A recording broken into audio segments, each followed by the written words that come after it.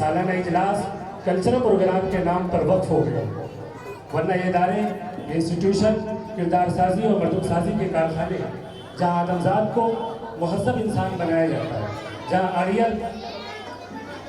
اڑیل اور جری طبیعت کو بااخلاق بنایا جاتا ہے، جہاں سرکش اور بے لگام بندوں کو اللہ اور اس کے رسول کا غلام بنایا جاتا ہے۔ یہ ادارے تو اس لیے تھے، آپ کا دھیان کہیں اور جا رہا ہوگا، آپ مدارس کا سوچ رہے ہیں، نہیں، ہر تعلیمی ادارے اور ایجوکیشن سسٹم کے مقاصد کی بات کر رہے ہیں ہم۔ یہاں علم و ادب، حکمت و دانائی، کردار و اخلاق اور عظمت اخلاق کے سبق پڑھائے جاتے ہیں۔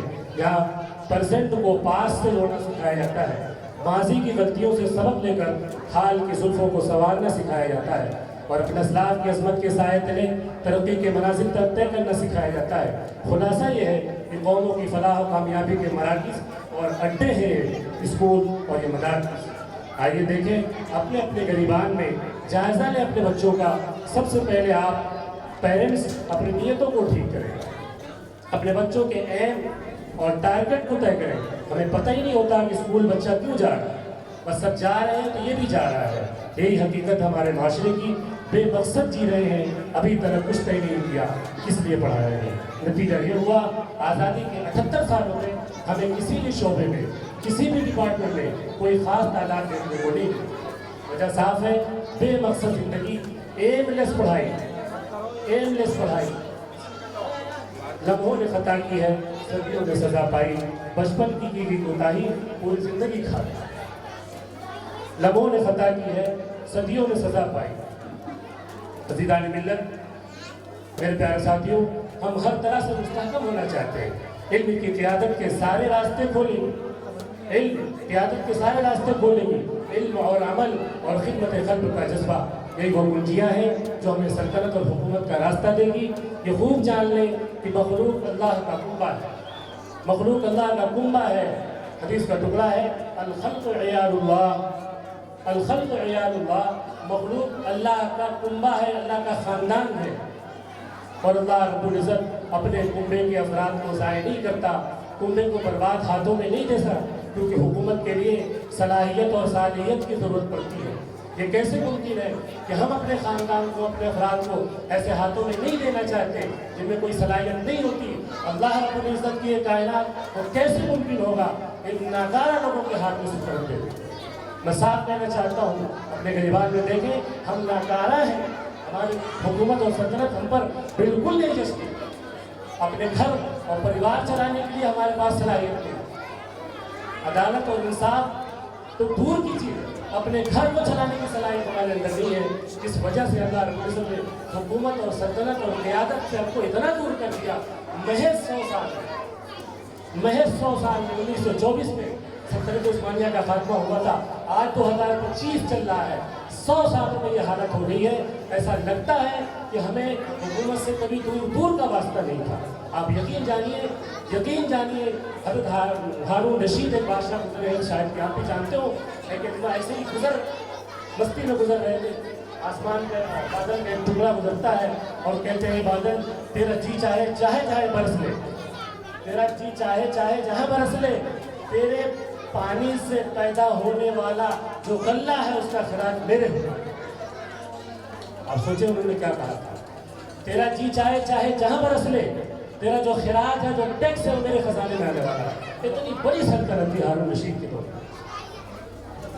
لیکن ایسا لگتا ہے کہ 100 سالوں میں ہم نے تو کچھ ہے ہی نہیں ہمارا، اس لیے کہ بھئی ہم کو تو پڑھایا نہیں گیا۔ میں نے ابھی تھوڑی دیر پہلے کہا تھا 78 سالوں میں ایسا تانا بانا بنا گیا ہے کہ آپ کو خود احساس نہیں کہ آپ کیا کریں، نسیہ منسیہ ہو گئے، خود نہیں پتا کیا ہو رہا۔ ایسا لگتا ہے کہ صحیح میں دنیا کی سب سے گری پڑی، کیا الفاظ استعمال کروں، وہ کون ہے؟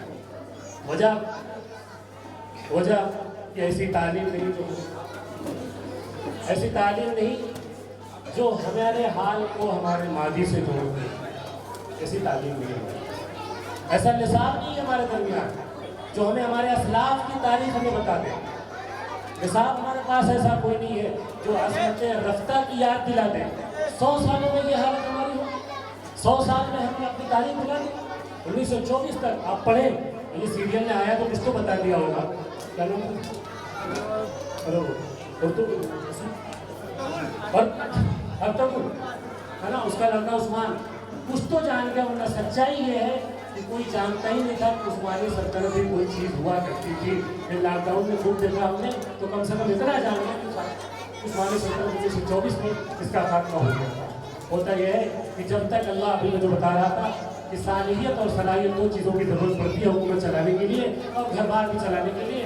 تو جب تک یہ قوت یہ صلاحیت ہمارے اندر موجود تھی، اللہ رب العزت نے دنیا کی قیادت کی بھی ہمیں. دنیا کی قیادت کی بات کر رہا ہوں، میں ترک کی بات نہیں کر رہا. دنیا کی قیادت کی تھی. لیکن دور گزرتا جاتا ہے، 600 سال عثمانی حکومت رہی، لیکن حالات بگڑتے ہیں، کچھ کمزوریاں آتی ہیں، صلاحیت برباد ہوتی ہے، صالحیت میں کمی آتی ہے، شرافت میں کمی آتی ہے. علامہ اقبال نے ایک شعر کہا، میں تجھ کو بتا دوں، ارے ان کو کوئی کرا دو ہے، میں تجھ کو بتا دوں تقدیر امم کیا ہے، میں تجھ کو بتا دوں تقدیر امم کیا ہے. شمشیروں سے نہ اول تاؤس و رباب آخر. جب تک شمشیر تیر و تلوار آپ کے ہاتھ میں تھی، سلطنت اور حکومت آپ کے ہاتھ میں تھی، جہاں آپ نے مور کے پنکھوں سے ہوا لی، اسی وقت آپ کا سلطنت کا خاتمہ ہوگا، اسی وقت خاتمہ ہوگا. آپ عادی ہو گئے نرم بستروں میں، آپ عادی ہو گئے زلفوں کے، اللہ تعالیٰ نے چھین لیا، اور ایسا چھینا کہ نصیحت منصیحت. میرے عزیزوں، یہ اللہ کا کنبہ ہے، یہ صالح لوگوں کو عطا کرے گا اور شریف لوگوں کو عطا کرے گا. اس لیے کہ اللہ تعالیٰ اپنے کنبے کو یہ ضائع نہیں کرے گا. آپ غلط سمجھ کے بیٹھے ہیں، غلط چیز آپ کے کانوں میں گئی ہے کہ اللہ والے ہی حکومت کریں گے. نا نا نا نا، جو اللہ کی مخلوق کا خیال رکھے گا، خدمت خلق کا جذبہ جس میں ہوگا، غیر ہو اللہ ان کو نوازتا. یہ تاریخ نے یہی دیکھا ہے، تاریخ نے یہی دیکھا ہے. تو میں یہ کہہ رہا تھا کہ صلاحیت اور صالحیت اور علم اور خدمت خلق کا جذبہ، یہ 4 چیزیں ہیں آپ پیدا کر لیں، تشتری میں سجا کر آپ کو حکومت و سلطنت دی جائے گی. حالات دیکھ لیں آپ، شرق سے لے کے غرب تک، جنوب سے لے کے شمال تک، کوئی ایسا خطہ نہیں ہے جہاں خون کے آنسو نہ رولتے ہو، تو جہاں لوگ ظلم کے تحت دبے ہوئے نہ ہوں، لوگ چیخ رہے ہیں انصاف. لیکن بات کیا ہے، جو بیچتے تھے دوائیں درد دل وہی اپنی دکان بڑھا چلے، جو علاج بیچتے تھے وہی کہتے کہتے سو گئے. تو سوال یہ ہے کہ فریاد کس سے کی جائے، فریاد کس سے کی جائے. اس لیے کہ وہ افراد ہیں ہی نہیں. حضرت عمر جیسا جذبہ جو رات کے اندھیرے میں اٹھ کر کے خدمت کے لیے اٹھتے تھے. تو اگر ہمیں حکومت کی طرف لوٹ کر آنا ہے تو علم میں آئیے، عمل میں آئیے، سازگی پیدا کیجیے اور صلاحیت لے آئیے. 4 چیزیں لے آئیے. میں نے ابھی کہا تھا، پھر سے دہرا رہا ہوں، حکومت تشتری میں رکھ کر آپ کو دی جائے گی، نوازی جائے گی. آپ بالکل ہراساں نہ ہو، بالکل بھی خوفزدہ نہ ہو. یہ ہوتا رہے گا. لیکن بات یہ ہے کہ اپنے بچوں کو جس طرح ہم تربیت کرتے ہیں، غیر کے بچوں کو ہم نظر انداز کر دیتے ہیں، اپنے بچوں پر ڈانٹ ڈپڑ اور کبھی کبھار تو جمع بھی دیتے ہیں. یہی حال اللہ رب العزت کا ہے. اپنے عزیزوں کو وہ چھوڑتا نہیں ہے.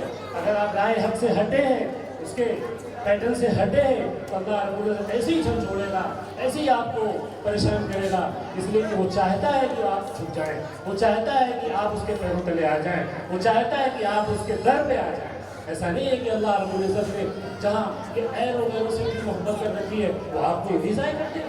بات یہ ہے کہ بس وہ آپ کو اپنی طرف لانا چاہتا ہے. تو اس وقت ہوش مندی اس بات کی ہے، ہوش مندی اور دانش مندی کی بات یہ ہوگی کہ جو کتے چھوڑے جاتے ہیں تو کتوں سے بچنے کے لیے کتے کا جو مالک ہے اس کے پاس جایا جاتا ہے، کتوں سے نہیں لڑایا جاتا. کتے کا پٹا کس کے ہاتھ میں ہے اس کے وہاں جایا جاتا ہے. اگر مالک سے دوستی ہے تو کتا آپ کو نہیں چھو سکتا. تو اس کتوں کے اور ظالموں کے ان کے جو پٹے جن کے ہاتھ میں ہے، یقیناً وہ اللہ رب العزت ہے، ان کی فریاد ان